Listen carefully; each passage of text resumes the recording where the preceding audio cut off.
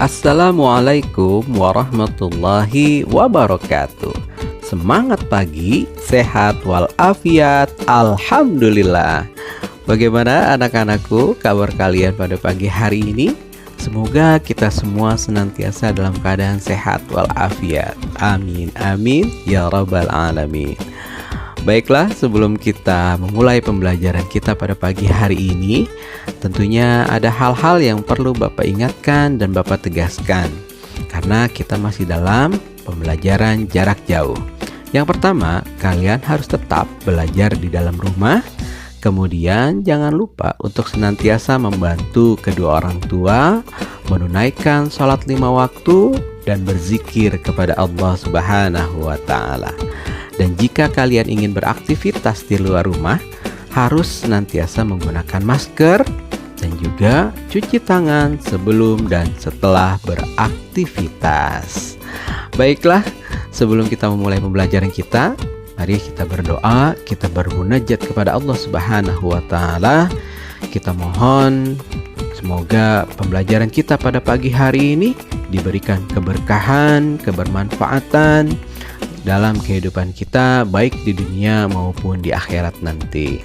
Ala hazihin ya wa ala kunitin salihah wa li anfusina wa li hazatina wa li ridai ta'ala fi dunya wal akhirah wa ila hadratin nabi al-mustafa Muhammadin sallallahu alaihi wasallam.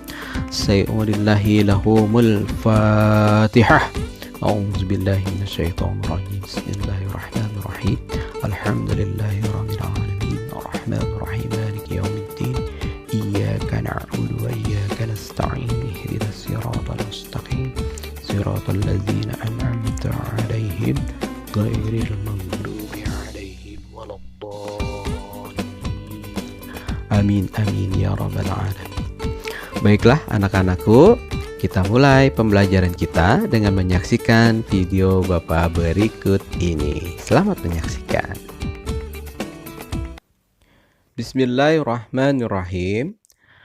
Baik, anak-anakku, pada pembelajaran pertama di pertemuan kedua kali ini, kita masih membahas tentang surat Al-Kafirun.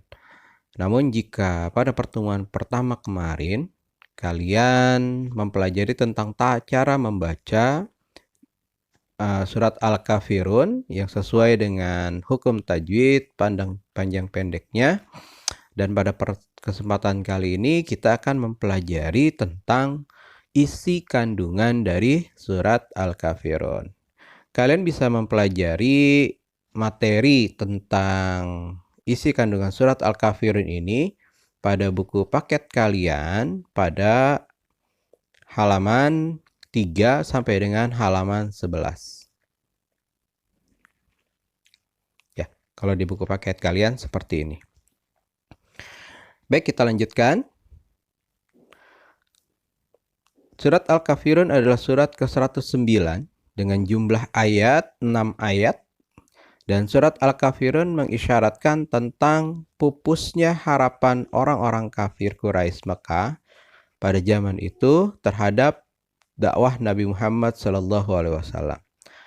Nabi Muhammad SAW tidak mau mengikuti tata cara beribadah orang-orang kafir Quraisy. Mereka dipersilahkan beribadah menurut ajaran agamanya masing-masing. Surat Al-Kafirun tergolong surat Makkiyah karena diturunkan di kota Mekah dan diturunkan setelah surat Al-Ma'un.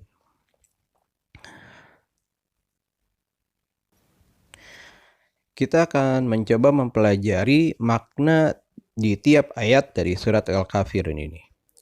Pada ayat pertama, Allah berfirman, "Qul ya ayyuhal kafirun," yang artinya, katakanlah Muhammad, wahai orang-orang kafir. Itu merupakan jawaban Allah Subhanahu wa Ta'ala melalui Rasulullah yang ditunjukkan kepada orang-orang kafir. Orang kafir adalah orang yang tidak menerima ajakan Nabi Muhammad SAW untuk memeluk agama Islam. Pada ayat kedua, Allah berfirman, La a'budu ma ta'budun, yang artinya, aku tidak akan menyembah apa yang kamu sembah. Maknanya, kita tidak boleh menyembah atau beribadah berdasarkan tata cara ibadah orang lain. Umat Islam hanya menyembah Allah Subhanahu wa Ta'ala, yaitu Tuhan yang Maha Esa, sesuai dengan ajaran yang terdapat dalam surat Al-Ikhlas ayat 1. Pada ayat ketiga, Allah berfirman, "Wala antum abiduna ma a'bud." Dan kamu bukan penyembah apa yang aku sembah. Maknanya, begitu juga orang kafir, mereka tidak bisa melakukan peribadatan sesuai dengan apa yang dilakukan oleh umat Islam. Pada ayat keempat, "Wala ana abidum ma abattum." Dan aku tidak pernah menjadi penyembah apa yang kamu sembah. Dan pada ayat kelimanya, "Wala antum abiduna ma a'bud." Dan kamu tidak pula menjadi penyembah apa yang aku sembah. Jadi maksud dari kedua ayat ini adalah kita tidak boleh mencampur adukan ajaran agama. Sebagai umat Islam, kita harus menjalankan ibadah sesuai dengan tuntunan Islam yang dicontohkan oleh Rasulullah SAW dan juga diajarkan oleh para sahabat dan juga para ulama setelah Nabi Muhammad SAW wafat. Dan pada ayat terakhir atau ayat ke-6, Allah berfirman, "Lakum dinukum waliyadin." Untukmu agamamu dan untukku agamaku. Maknanya, kita harus menghormati ajaran agama yang dianut oleh mereka yang berbeda agama dengan kita.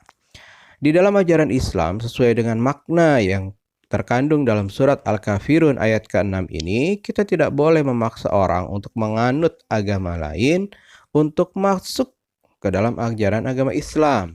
Apalagi memaksa orang yang menganut agama lain untuk beribadah sesuai dengan ajaran agama Islam. Ya. Jadi kesimpulan dari makna surat Al-Kafirun ini, setelah kita membaca surat Al-Kafirun kemudian memahami makna per ayat, maka kita mendapatkan gambaran bahwa dalam surat Al-Kafirun terdapat beberapa pelajaran. Yang pertama, orang kafir pada masa Rasulullah SAW itu saling menyembah sesembahan masing-masing dan meminta Rasulullah berhenti untuk berdakwah, dan ajakan tersebut langsung ditolak oleh Allah Subhanahu wa Ta'ala dengan menurunkan surat Al-Kafirun.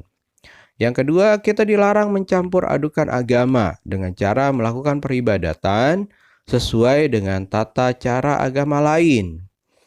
Yang ketiga, kita harus benar-benar mengesahkan Allah Subhanahu wa Ta'ala dan dilarang berbuat kemusyrikan atau menyembah atau menyekutu selain Allah Subhanahu wa Ta'ala. Dan yang keempat, kita harus hidup bertoleransi dengan saling menghormati dan menghargai ajaran agama lain. Nah, apa sih pengertian dari toleransi? Jadi toleransi dari bahasa atau dari asal katanya itu memiliki makna menghormati dan menghargai setiap pemeluk ajaran agama masing-masing untuk beribadah sesuai dengan ajaran agamanya masing-masing. Ketika penaklukan Palestina oleh Khalifah Umar bin Khattab, para penduduk yang beragama Kristen was-was menanti sang khalifah. Mereka takut rumah ibadahnya dihancurkan dan dilarang untuk memeluk agama mereka. Kekhawatiran mereka ini tidak terjadi karena ketika Khalifah Umar bin Khattab sampai di Palestina, beliau melarang para tentara agama Islam untuk menghancurkan bangunan-bangunan tempat peribadatan mereka. Mereka dipersilakan untuk menjalankan ibadah sesuai dengan ajaran agama yang dianutnya. Begitulah keluhuran agama Islam yang penuh dengan toleransi. Karena Islam diciptakan oleh Allah Subhanahu wa Ta'ala sebagai rahmatan lil alamin. Nah, jadi pesan Bapak di akhir pembahasan kita pada pagi hari ini, hendaknya kita menjaga Islam sebagai agama rahmatan lil alamin. Dengan cara apa? Dengan cara saling menghormati dan menghargai sesama pemeluk agama untuk beribadah sesuai dengan ajaran agamanya masing-masing. Kalian bisa lihat di Indonesia pada gambar tersebut ada beberapa agama dan keyakinan yang dilindungi oleh pemerintah. Maksudnya, jadi pemerintah menjamin kebebasan warga negara Indonesia untuk memeluk dan juga menjalankan ajaran agama sesuai dengan keyakinan dan kepercayaannya. Ada Islam, ada Kristen, ada Hindu, ada Buddha, dan juga ada Konghucu. Ya, jadi Bapak berharap kalian dengan mempelajari surat Al-Kafirun ini bisa tumbuh rasa toleransi untuk saling menghormati dan menghargai sesama pemeluk ajaran agama untuk tidak saling menghina dan juga tidak memaksakan dalam hal beribadah, ya. Baik, Bapak harap kalian mengulang-ulang video ini untuk memahami pembelajaran tentang isi kandungan dari surat Al-Kafirun dan juga membaca buku paket kalian.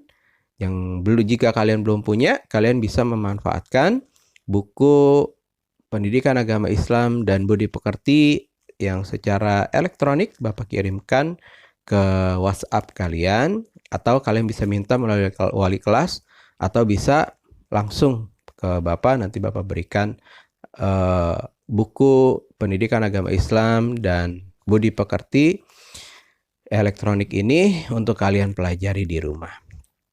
Tetap untuk menjaga protokol dan jaga kesehatan.